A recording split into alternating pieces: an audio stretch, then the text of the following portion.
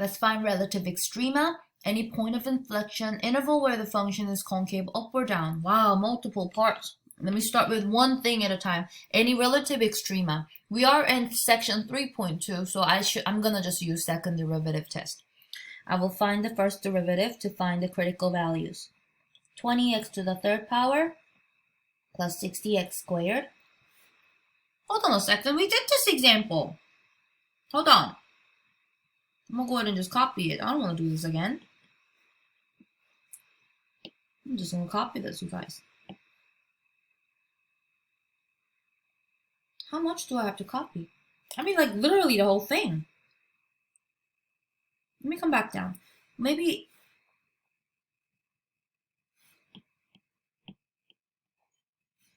because I'm thinking that we already did this part. Relative extrema. Yeah, we did that. So I'll skip it because we already did it. In example 2, let me circle these for you, okay? Part A, we did this from the whole part that I circled is part A of example 4. But since we already did it, I will skip part A. Okay. And I'll make a note here. We did this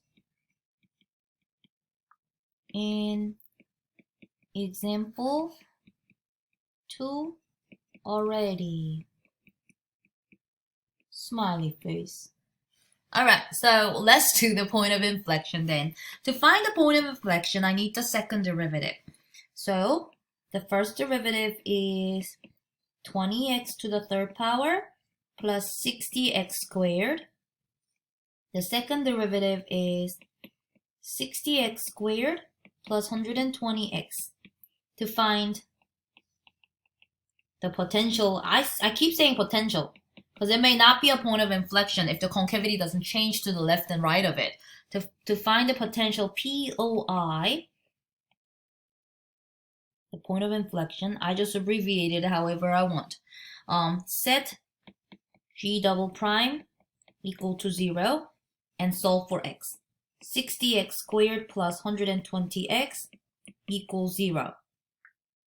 60x can come out and I'll have x plus 2 equals 0. I have x equals 0 and negative 2. What I now need to do is check both of these. I need to check both of these. I'm not going to say these are point of inflection yet because they may not be. What do I need to do? I need to plot these on the number line so that I can clearly see 3 intervals, and I will go ahead and plug in some random numbers into the second derivative, 60x times x plus 2, to check their signs, okay? So first of all, I'll do one to the left of it. G double prime of negative 3 is 60 times negative 3 times negative 3 plus 2. Isn't that positive times negative? So the sign will come out to be positive, which means this area is concave up because it was positive second derivative. Okay, now what? I do the area in the interval in the middle. Let me pick negative 1.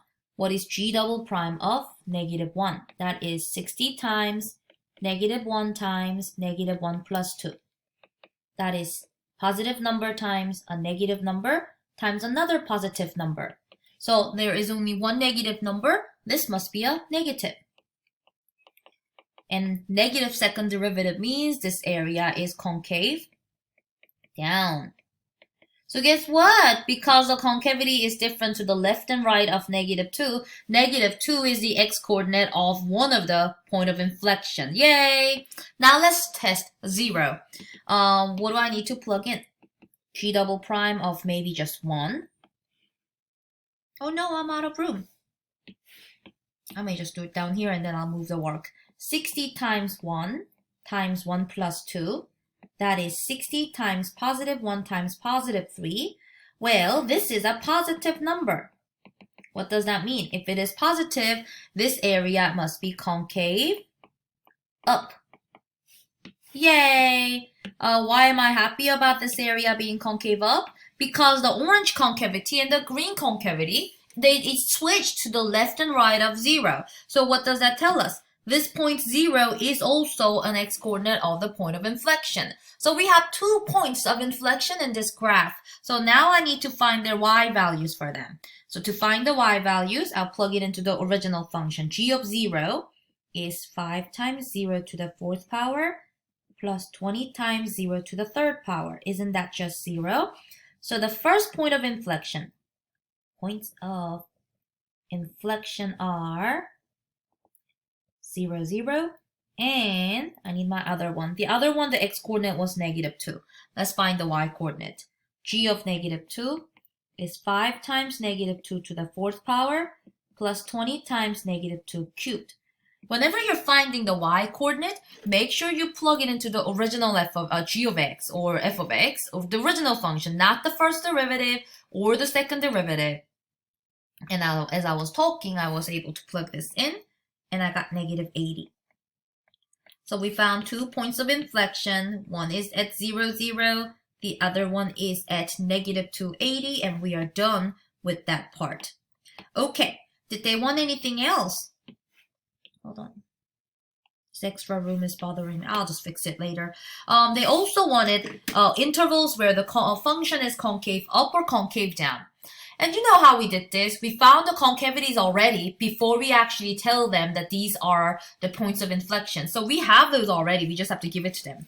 So G is concave up on -infinity to -2. This interval right here, and 0 to +infinity. G is concave down on in between -2 and 0. So we are done with example 4. We did everything. Maybe, hopefully for the next couple, we should probably try to graph these. But that is it for example number 4.